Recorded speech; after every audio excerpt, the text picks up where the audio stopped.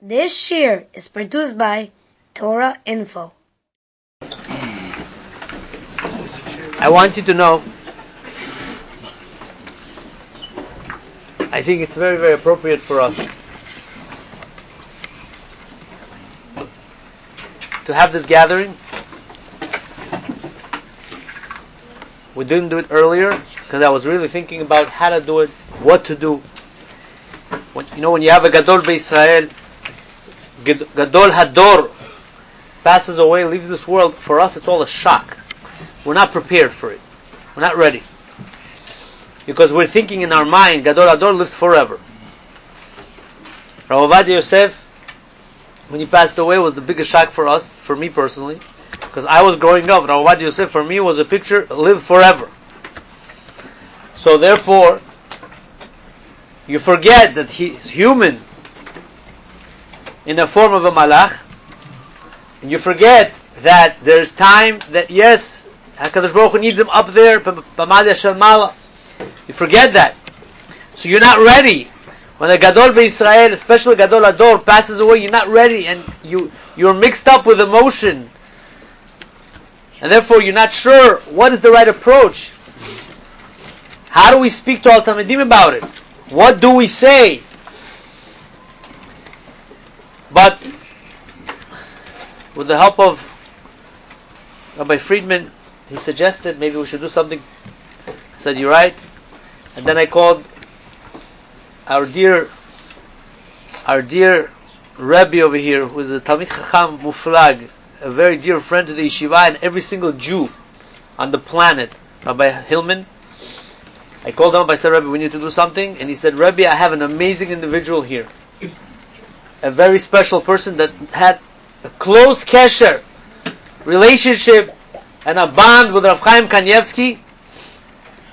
And we're going to call him to come to the yeshiva and speak. And I said, let's get him. And Baruch Hashem, Rabbi Hillman, I don't know how you pull things off. You pull things off because it's only because of your ahava, love to every single boy, love to every single Jew. Tremendous hakarat tov I have for you and the whole yeshiva.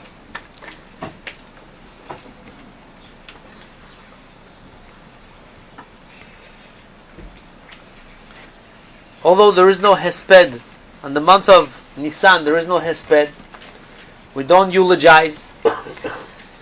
But when a Gadol Hador passes away, there is no way that we can just keep quiet and not say anything and not express our feeling and emotion, what we feel.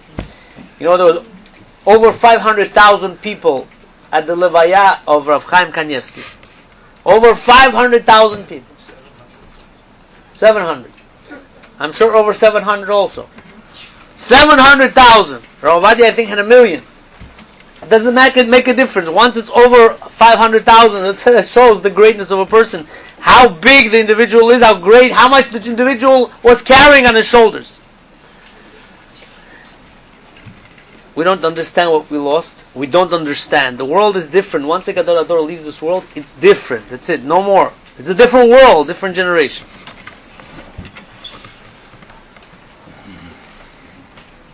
Without further ado, I would like to invite to the stender of Friedman, who had tremendous kesher. Thank you very much.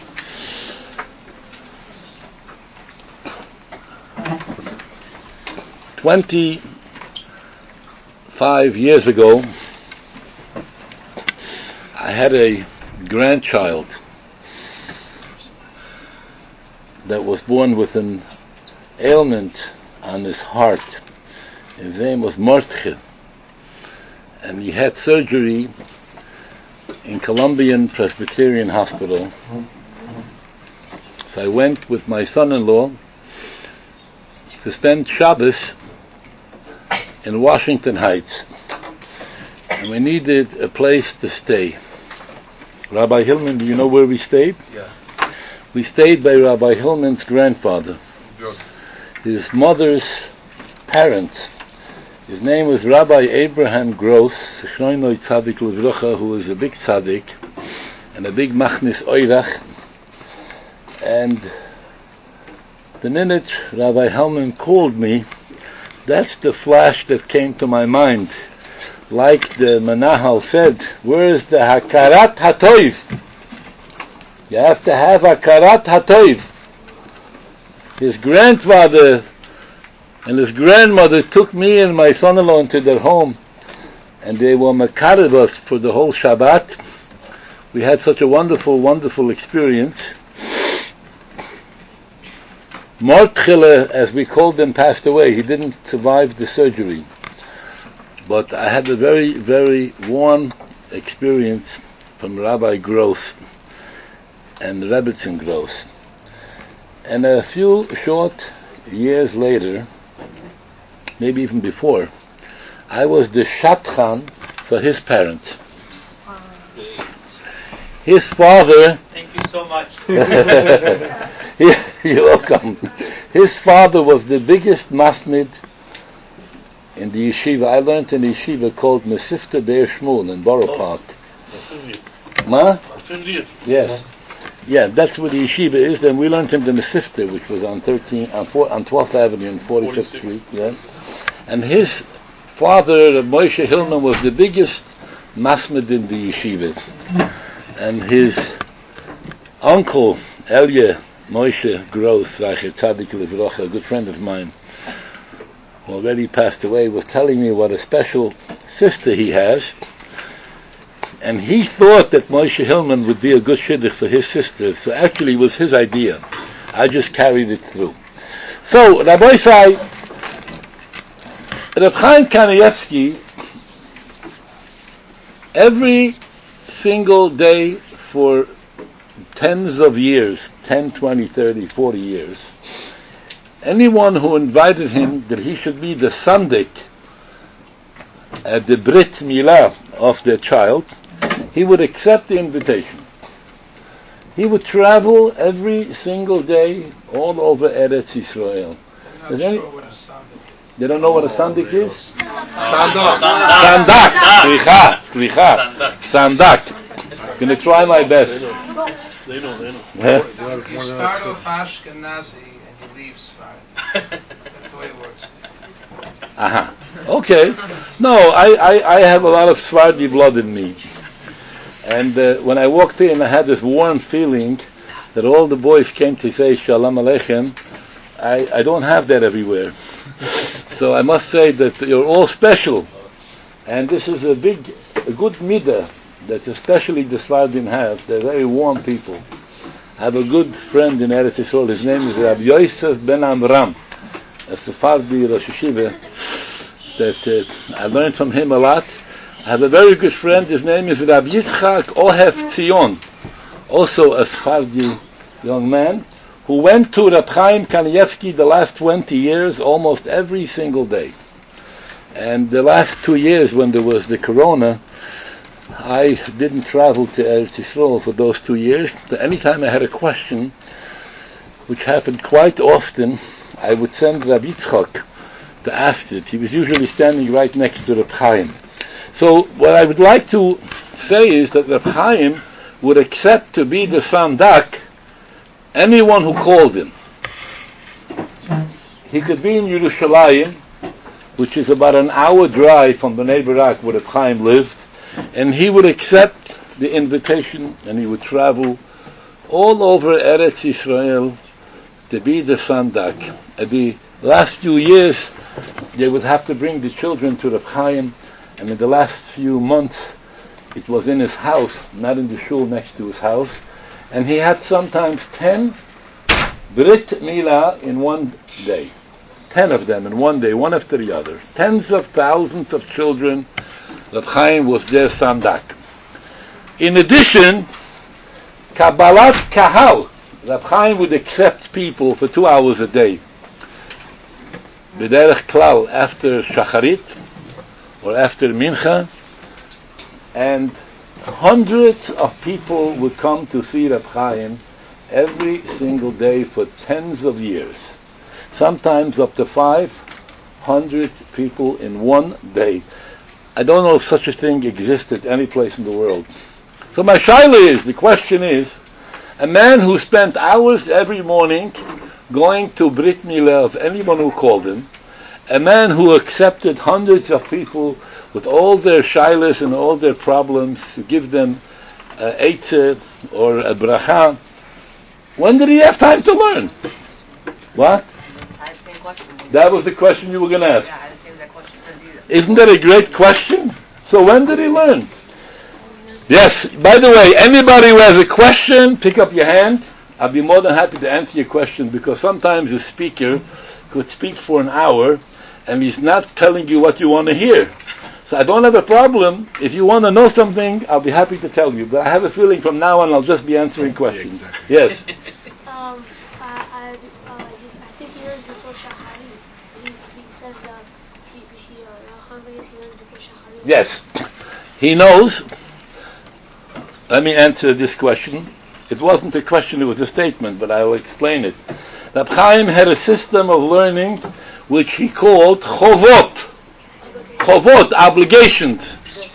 By the way, one of the most important lessons of this drasha is about chovot. You see, a lot of people take upon themselves, they want to learn a mesechet. They want to learn the whole mesechet. I see you're learning psachim. Rav Hillman told me some of you are learning Bava Kama. What's that? Some of you are learning Bava Metzia. Makot, some are learning. They're getting it. What? They're getting it. And I would like to tell you a story about getting Makot that I heard 2 days ago from my Mechutin. His name is Rav Yitzchok Shrage Gross. He wrote a very nice sefer, actually many of them. It's called Chaim Sheyesh Behem. He told me that a friend of his who has real estate, buildings, big buildings in a little town in New Jersey, there was a priest in the building that was giving him a very hard time, was making him a lot of tzorot, to the point that he organized all the tenants should stop paying rent. And he was having a lot of problems with this guy, with this building. And the mayor of this town called this Jew that owned the building and a few others in this town. He told them, we don't want you here. Get rid of all your buildings from this town. We don't want you here. And he went to Rab Chaim. And Rab Chaim told him, learn Mesechte Makot. And the man asked Rab Chaim, what does Mesechte Makot have to do with my building? Rab Chaim said, learn Mesechte Makot. The day that he made the siyum, the priest had a heart attack and died. And the mayor called him. He said, it's okay, you can keep the buildings here. You don't have to sell your buildings. Yes, sir. So I know multiple stories where Chaim told different people to learn different things. Yes. What's your name? Harav Arendobed Lushkowski. So you know a lot of stories that the Chaim told multiple people to learn different things. And? My question is it a bracha from a Chaim or it's a yediyah? You know that if you learn this... The question is it a bracha of Reb Chaim or is it a yediyah that Reb Chaim knows? I will give you an answer.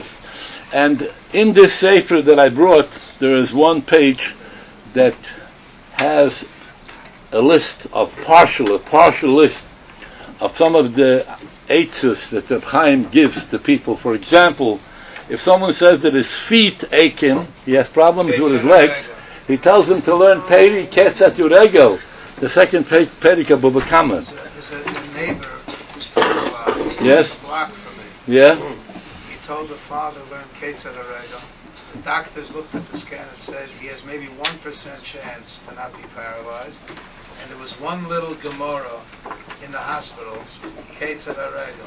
Father started learning Ketzat Yurego, and Baruch Hashem, So the rabbi says that there was a Yid whose father started learning Peri Ketzat Yurego and he was paralyzed. And Baruch Hashem, there are thousands of stories like this, and until Mashiach is going to come, you're going to keep hearing more and more stories about Reb Chaim, because 2 weeks ago there was still a person alive in our generation who you could say on him, Shchina medaberet mitoch grono. Every word that he said, it was like it was coming from heaven. And I will give you soon an explanation that Reb Chaim himself gave. How is this possible? Reb Chaim himself explained it. For example, if somebody had skin problems, he told him to learn Peri Ko'oir V'Haroitis. and someone who had problems with his hands. There's a Rebbe in Torah B'Dat, his name is Rabbi Hershey Wolf. He called me, what? Wolf. He called me only a few weeks ago that he has a problem with his hands, his nerve. He can't write. He wants to write Chidushay Torah. He can't write. So he needs an eitzah from Reb Chaim. I sent Yitzchak Oyaf Tzion. He called me. Reb Chaim says he should learn Masechta Yodayim. He finished learning Masechta Yodayim. He called me. His hand is still aching him. So I called back, and Reb Chaim said he should learn Hilchat Netilat Yodayim. Rabbi Isai, the Chazon Ish once said the most important Tosfot, the most important Tosfos in Masechta Bava Kama. Is there a Bava Kama Gemara here? Yeah. I'm going to read it to you. The most important Tosfot in Masechta Bava Kama, Daf Chov Gimel. Tosfos says, I'm going to read the language. V'nire mikan ledagdik, de yoiser yesh laodam lizoir atzmoi shelo yazik acherim mishelo yuzak. Rabbi Isai, Tosfos says, it's more important for a person to make sure not to hurt somebody else, even if you yourself are going to get hurt. And Rav Nosson Gestetner, the big Gaon, Zechreinu Levrucha, says that's pshat in the Gemara in Bava Kama Daf Lamed, that the Gemara says, Haiman de boyle mehava chaside yekayim milad nezikin. What should he be mekayim? This Tosfos. Be careful not to hurt anyone, even if it means that you're going to get hurt. And with this we understand pshat in the Tosfos in the last Masechta of Shas. They call it in New Square Masechta Siyum. The Tosfos says on Daf Yud Zayin that if somebody is cutting their nails, soifon chosid, if he burns it, he's called a chosid. Tosfos says, why is he called a chosid if he burns his nails?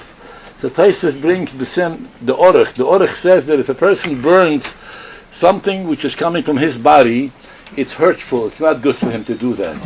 But he does it anyway because he doesn't want somebody else to get hurt. Because a pregnant woman that's going to stand on somebody else's nails, it's alpich sefer chasidim and others, it's a dangerous thing. So let me go to the chovot. Yes, your question? What's the answer? Okay, so the answer to his question first. I'm sorry. What's your question? No, I wanted to answer the question. How did he have time to learn? You want to answer the question? Can we hear his answer? I want an answer. He wants first an answer. He says he's older than you. Okay, so the answer is everything that Reb Chaim says has to do with Torah. So I believe that it's the Torah which helps the person, but the person doesn't know which Torah to learn. They get the eitzah from Reb Chaim which Torah he should learn. For example, I was once in Reb Chaim's house.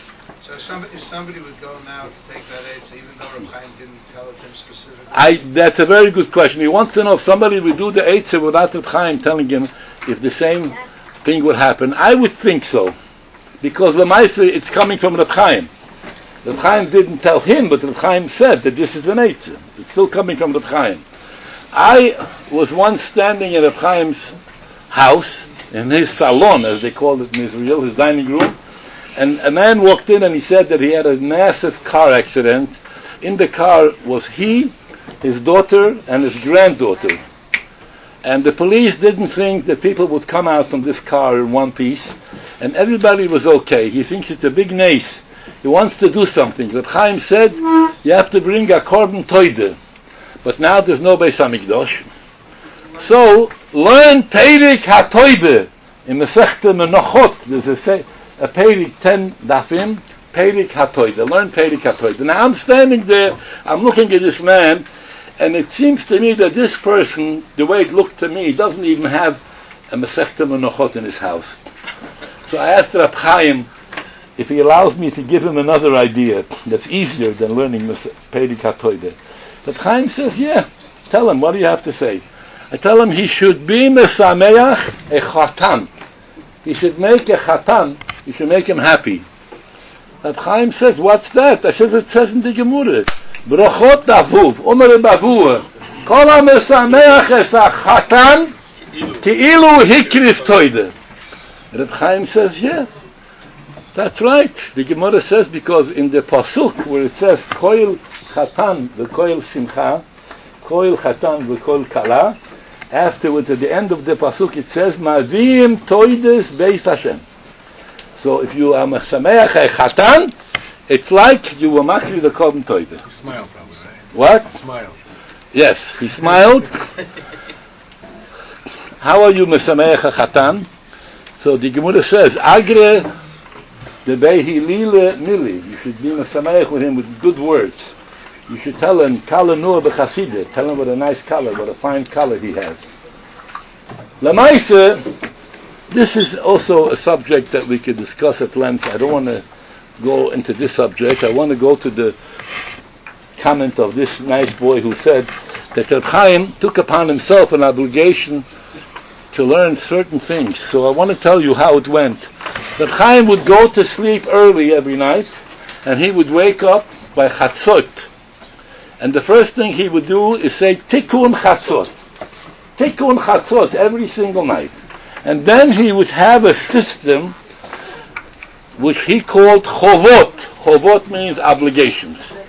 One of the most important things that you could take from this talk over here today is that whatever you decide to do when it comes to learning Torah, you should make it into Chovot, an obligation. An obligation means that you have to pay it. You don't have any choice. You have to do it. You see, when you take it upon yourself, you want to learn the whole Shas. Does anybody here know how many dafim there are in the whole Shas? We have 11,000. Anybody else? Huh?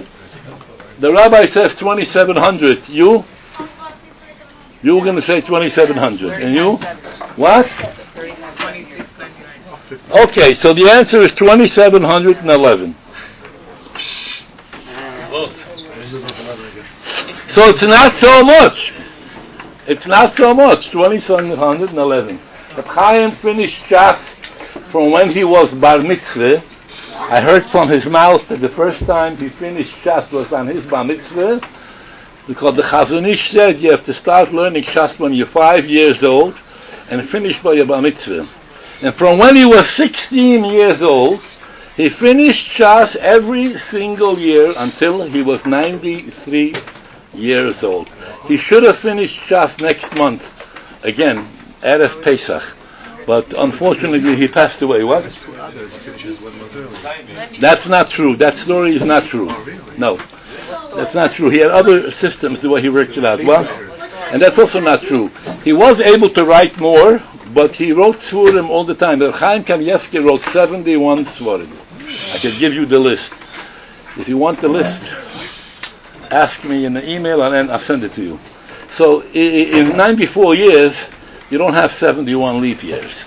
So the cheshbon doesn't work out. And you didn't start when he was born. Good point. What? Maybe you wrote 2 or 3 songs. Right. So Reb Chaim took upon himself the obligation of finishing Shas Bavli every year, Shas Yerushalmi every year. Is there anybody in this room now that learns Yerushalmi? What? Yerushalmi. Nobody. So my goal is that when I walk out of here today, someone,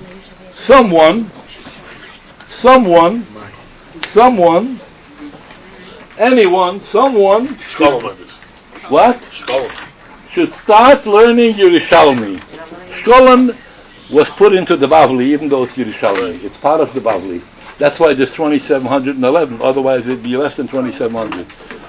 When Rav Chaim would make siyums, I heard that he would bless wine.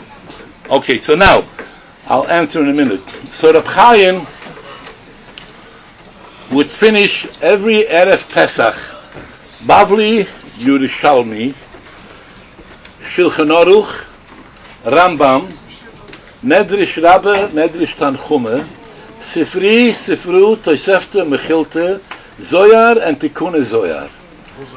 The whole Zoyar. He learned Zoyar on Shabbos. When he did his Shnai Mikra Be'echad Targum, he learned the Zoyar for the whole parsha. What age he learned Zoyar? I don't know when he started learning Zoyar, but he has been making a siyum which he called Siyum HaToyre. Siyum HaToyre. The Siyum on Kol HaToyre every Erev Pesach. Rabbi Yashiv was asked if you could make the brocha. There's a brocha, Baruch shecholok michachmosoi leyereov, on Reb Chaim. It's a brocha you could make on someone who knows kol ha-Torah kula, and he said you can make on Reb Chaim the brocha b'shem malchus. I made it. And he made it. And I made it a week before Reb Chaim was nifter. I had the schut to be in Eretz HaKodesh 1 week before Reb Chaim was nifter. I had not been in Eretz Yisrael for 2 years because of the corona. And as soon as they opened the sky at the beginning of March, the second week of March, I went to Eretz Yisrael with some of my sons. And we went into Reb Chaim. And it's a shame you don't have a video screen here. Otherwise, you can hook it up? Yeah, hook it up right now. To my phone? Yeah, do it. We'll do it afterwards. Afterwards, I'm going to show you a 3 or 4 minute video where I am by Reb Chaim a week before he passed away. And Reb Chaim was already so schwach, he was so weak. He's the whole time with his head down. He looks like he doesn't have the strength to pick up his head. And he doesn't have strength to talk. So I wrote Svarim on Bavli called Tzedei Tzoifim. This is one of them. So there are these Svarim on all of Shas, Bavli. When I finished Bavli, Reb Chaim told me, now you have to start on Yerushalmi. And he told me many times, but who learns Yerushalmi? I never dreamt of learning Yerushalmi. Finally, after he told me so many times, I walked out of his house one day and I'm thinking, where's my Derech Eretz? The Godel Ador is telling me that I should start with Yerushalmi and I'm ignoring him. So in Borough Park, I gave a shir on Bavli Dafayomi. I had a whole room full of people and I walked in and I said, Rabbi Sai, tomorrow we're starting Yerushalmi. Anybody who wants to learn Bavli, you could come to my shir 1 o'clock in the afternoon, or there's 200 shirim in Borough Park. The next day, 90% of the people left. I was left with a few people because nobody wanted to learn Yerushalmi. So now it's already the 7th year, Baruch Hashem. Wow. And I brought Reb Chaim up to the next to last blot of Yevomis. I hope to start next week, Subis. I already finished the Sefer on Yevomis, but I haven't printed it. But on the last 2 Masechtas of Moed, Chagiga Moed Kuten, and Yerushalmi Moed Kuten is the last Masechta, not Chagiga. Interestingly enough, if you look into Tosfos and Moed Kuten, the Chav Chesem and Beis, the top Tosfos says that Moed Kuten is the last Masechta of Seder Moed. But the Rambam says different. It's not for now. I have a Sefer on Chagiga Moed Kuten on Yerushalmi. I brought it to Reb Chaim. He used to tell me, don't come into me without a new Sefer. That's what he used to tell me. So I brought him the new Sefer, you'll see soon. And he was so weak, he starts reading it when suddenly his grandson pushes it away because there's people waiting. And you can see that he wanted to still read because his fingers, you look carefully, his left hand, he goes like this. He was holding on to the Sefer, then he goes like this, but he doesn't say anything. Anyway, we got from him Bua. You know what Bua is? Brocha v'atzlacha. That's only because of shortage of time. I kissed his hand for a long time, you'll see it. And as I got up to leave, I told my son, I feel I'm saying goodbye to him. I felt it that he was ready to leave this world. I felt it that he was ready to leave. He accomplished what he was supposed to accomplish. He was very weak. He was already sleeping most of the day. And a week later, Erev Shabbos Kodesh Parshas Tzav, we heard the news. So now, anybody here who's learning a Masechet, whether it's Klachim, Bava Metzia, or Bava Kama, and if you're going to learn the whole Masechet, you're going to learn Bava Kama till Kuf Yutes, Bava Metzia till Kuf Yutes, and Malchus till Chof Dalet, and Psocham till Kuf Chof Beis, and Tainus till Lamed Beis. I'm going to give you as many dollars as the datum of that Masechta. And even though there's only 118 datum Bava Kama and Bava Metzia, because it starts with Daf Beis, because the Chasam Sofer says Daf Aleph is Yiras Shamayim, I'll give you $119 if you know the whole Masechet. but you'll have to answer at least 7 out of 10 questions I'm going to ask you. What does that mean? Because Daf Aleph Zira Shemayim? I'm sorry? What does it mean Daf Aleph Zira Shemayim? Because the Gemara says in Brachot Daf Yud Zayin that the tachlis of Torah is Yirat Shemayim. And the Gemara says in Shabbos Daf Lamed Aleph that you cannot go into the building where there's Torah if you don't have the key to the outside door, and the outside door is Yirat Shemayim. As I said, the Gemara. So you have to start. If somebody's learning Torah without Yirat Shemayim, Samarov had a different Daf Aleph. what did he have? He wanted to learn about everybody first. What? He wanted to know who he was teaching, who he was talking Yeah, I didn't know that. Interesting. Anyway, I would like to come to a conclusion because I'm speaking already for more than a half an hour. I think another 5 or 10 minutes will be enough. Yeah? So, let me tell you the secret of Reb Chaim. How did he do it? Anybody has any other questions? He wanted to say something. Yes. Did you have Rav Susna as a Rebbe? Rav Susna, was he your Rebbe in Ber Shmuel? La Mordche Tzvi Safna. Yes, Rav Susna. I did, sure. I learned with him for 3 years. Yes. Very nice. Rav Mosbacher, you had a Yes, class? I remember him. He learned in Ber Shmuel. Yeah. Yes, I remember him. Mordche Tzvi Safna was a big tzaddik. He was a big oisik b'tzach tzibur be'emunah. He was in the nursing home in Borough Park. So if you I went to visit him many times. And I must tell you that I gave a shir at 1 o'clock in the afternoon in an office in Borough Park, and Ramot Tzvi lived not far from there.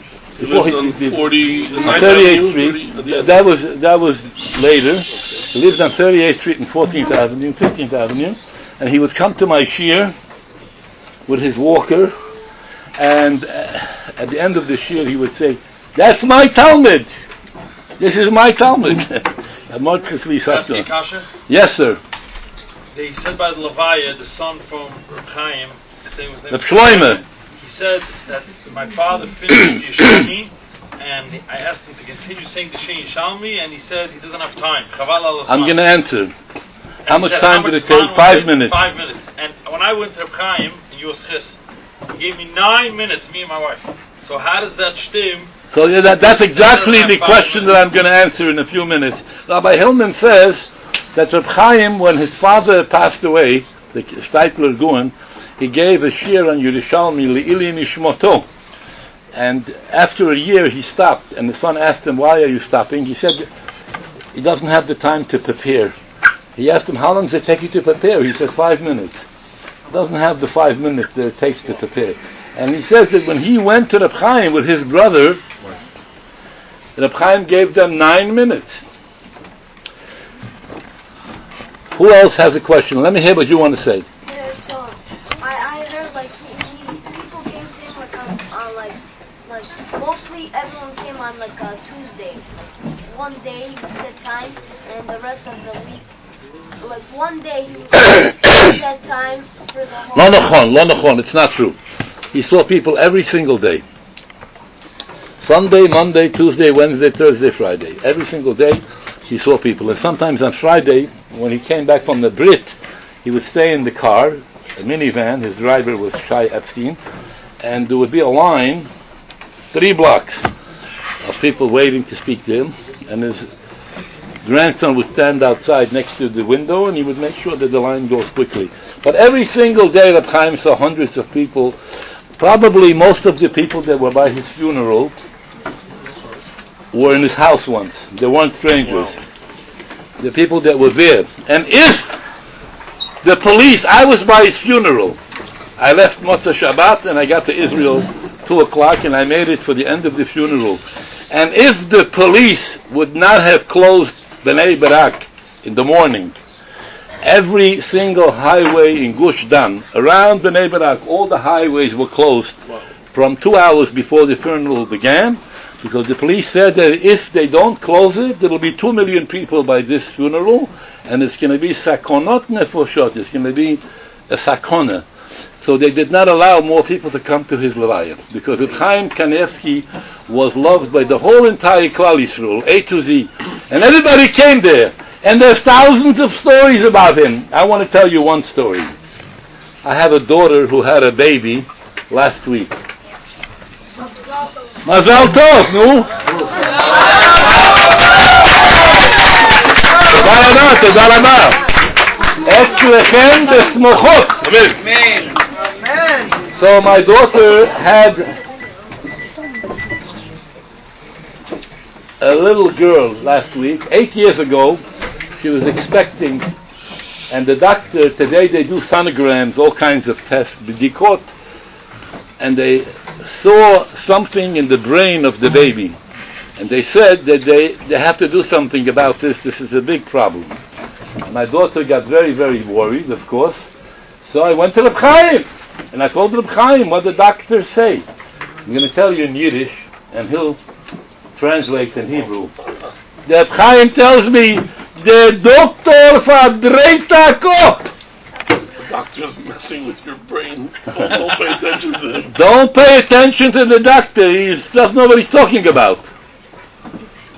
And Baruch Hashem, she has a beautiful 8-year-old daughter. Baruch Hashem.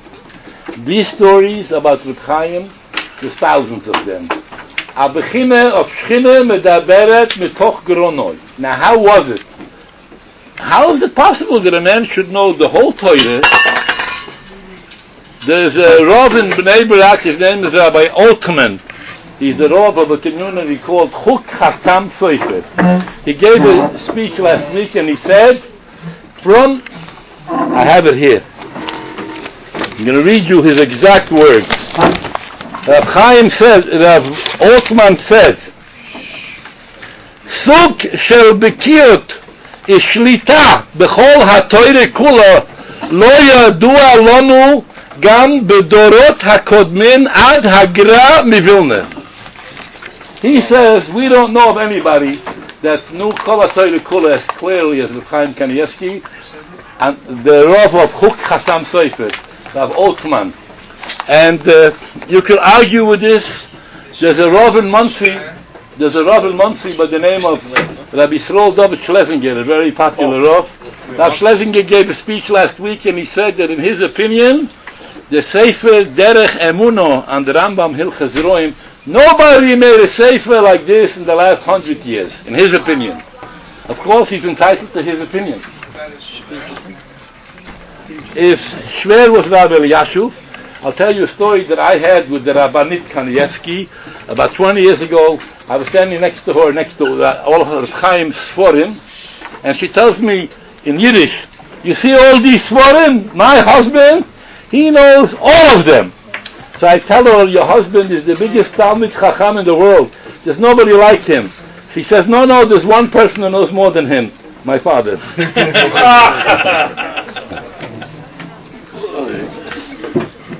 A father is still a father. You can have two wives, you can only have one father. What? Yeah. Anyway, all these things, I don't know if they're accurate, but as the Chofetz Chaim would say, they're not saying it about me. So there's something doing over here. I believe that the reason why Reb Chaim had the Siyata D'Shmaya is because of his tremendous Zehirut. He was so careful never to hurt anybody's feelings. And with this I'm going to conclude with a story that the person himself told me. Today there's hundreds of thousands of people who have heard this story because it's been printed all over, and I've given 10 Hespedim already, and I generally tell this story. Simcha Weinman is a photographer who lives today in Lakewood. My photographer. What? He's his photographer. So you can ask him. Simcha Weinman grew up in Borough Park, a block away from where I used to live. I remember him as a little kid. Simcha Weinman was a bachur learning in Eretz Yisrael, and everybody went to Reb Chaim. He always had a camera in his pocket, and one day he wanted to go to Reb Chaim. He was 16 years old, and as he comes to Reb Chaim's house, he sees Reb Chaim is standing downstairs with a plate of milk, and he's giving milk to a cat. So he takes out his camera and he takes a picture. And Reb Chaim saw the way he takes the picture, and he goes like this, no, don't take a picture. He got very scared. So So in those days, your boys over here are not old enough to remember, but the elderly people here remember. There used to be a time where you could take a picture only if you had film. You needed to have a camera with film. So he took out the film and he threw it out. He got very afraid. Reb Chaim said, don't take the picture. 25 years later, he had a son, a bar mitzvah boy, who told him, listen, all of my friends, they're going to Eretz Yisrael, their fathers are taking them to Reb Chaim. I want to go to Reb Chaim also. So he took his son to Reb Chaim. And he's standing in the line with hundreds of people. Reb Chaim Kanievsky did not have room in his brain for anything besides Torah. In fact, after I'd been to him 50 times, he still didn't remember my name. But he used to call me Sedei Tzofim. This is the name of the Sefer. When I walked in, sometimes I would start talking to him, and then later I would take out the Sefer. Oh, Sedei Tzofim, Chabad Nidder Kent. I didn't recognize you, he would tell me. He's talking to me for 5 minutes, he doesn't know who I am. But when I show him the Sefer, oh, you're Sedei Tzofim. He remembers Sedei Tzofim. He doesn't remember names. When Simcha Weinman, when it got to his chance, him and his son, and he gave Reb Chaim Shalom, Reb Chaim tells him, I'm waiting for you for 25 years. All this time I'm waiting for you. I want to ask you Mechila. I'm sorry, maybe I hurt your feelings when I went like this. Mechila. Happened to me. What? Happened to me. He says it happened with him? I went to Reb Chaim. I was in the base Medrash, in the far back way. I took out my camera. I took one picture with a little bit of a problem. After the second picture, he turns around and goes like this. Wow. Other people also, like no, and he also turned around. I was 21 years old. I put my camera in my pocket, go outside, and we're all snapping weiter outside, Seder. A week later, I come to America. I took like 200 pictures in Israel. Those 2 pictures were gone. You hear, Rabbi? Those 2 pictures were gone. Gewaldig. So Rabbi say, the story has another piece to it. 6 months later, Simcha Weinman went back to Reb Chaim. He didn't recognize him. He did not recognize who this person is. The Chatam Sofer writes in his Sefer, Amoyed the Galoshin. He says that it says in the Mishnah that in the Beis HaMikdash there was a nest. Oimdim Tzfufim and Mishtachlim Revochim. The Chatam Sofer writes, the Hashem Yodeya ki eini rau bechutz la'oretz dover zeh v'lo yuchal lefarish mipnei peritzei amenu ve'im kein mai revusei diasor nisim shenase bebeis hamikdash. And the Chutam Shilish says that he's talking about himself, his yeshiva. In his yeshiva there was a small little room, maybe like this, and there was 200 Talmidim that fit into the room, which al pi derech hateva, it should not have been possible. I believe that Reb Chaim Kanievsky had certain siyata d'shmaya, which al pi derech hateva would not be possible, because of what he did for others. He was able to accept 500 people a day, and he wrote a sefer derech Emunah on the whole Rambam Zruim, and he wanted to write the same sefer on the whole Rambam Kotchim, and he gave out one chelik called Derech Chochmah. Derech Chochmah has on Hilchas Beis Abchira, there's one chelik. He stopped because he said that he's getting hundreds of letters and he has to answer all the letters. When a boy, most of the letters came from Bochurim, when a boy sends me a letter and I answer him and he has my letter, it gives him chizuk to continue learning Torah. And he felt that that's more important than writing more sforim. So therefore, Reb Chaim gave up Derech Chochmah to be mechazik a lot of boys. So all the boys here, if you want to do something leilu nishmat Reb Chaim, you're learning psochim, bavakame, makes, bavametzia. Learn the whole masechta and make a big siyum. Reb Chaim writes in his sefer about Ruach HaKodesh that he finds that even in our generation there is such a thing as Ruach HaKodesh. And he says that therefore you'll see sometimes that big person, you ask him a question, and for one person he answers one way, and the other person he answers the opposite. Because that's what they tell him in Shamayim. So with this I'm going to finish. That there's a Yid in Bnei Brak, his name is Rabbi Yoel Maklev. Rabbi Yoel Yaklev was sitting by Reb Chaim when he was accepting people. They were going through one after the other. He watched as one person told Reb Chaim that unfortunately he was just diagnosed with a terrible sickness that the doctor says he needs to take very, very strong medications. The medications are also very dangerous. He asked Reb Chaim what he should do. Reb Chaim says, don't take the medication. Refuah Shalema. 2 minutes later, another person walks in with the same exact kasha, the same question. The doctors diagnosed him with an illness. He has to take terrible, difficult chemotherapies. What he should do? Reb Chaim says, take the medication. Refuah Shalema. Everybody walks out. Rabbi Maklev walks over to Reb Chaim. He says, I hope you don't mind, Rebbe, but explain this to me. 2 people asking you the same question, and you're telling the opposite from one to the other. Reb Chaim said, well, first machshava, the first thing that comes into my mind, that's what I answer. Because I feel that's what they want, the Shamayim, that this person should do. So this Rabbi Maklev asks Reb Chaim, so you mean to say that if somebody asks me the same question, the first machshava that comes to my mind, that's what they want him to do, Mishamayim? And Reb Chaim says, if you're going to be careful with your machshavas, Wow. if you're not going to think or see things that you're not supposed to be seeing, then you could do it also. If your mind is holy and pure, then you could do it also. Everybody here can.